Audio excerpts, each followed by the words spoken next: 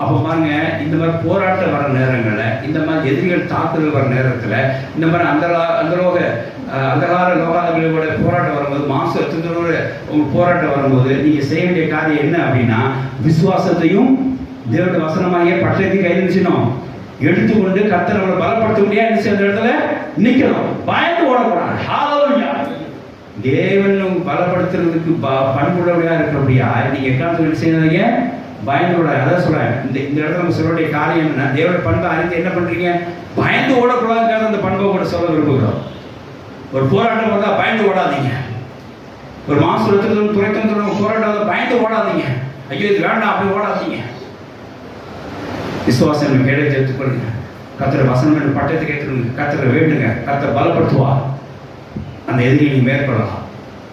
நீங்க இந்த பண்பை எதுக்கு தேவனுடைய எப்படி மேம்படுத்துகிற பலப்படுத்துகிற பண்பு தேவனுடைய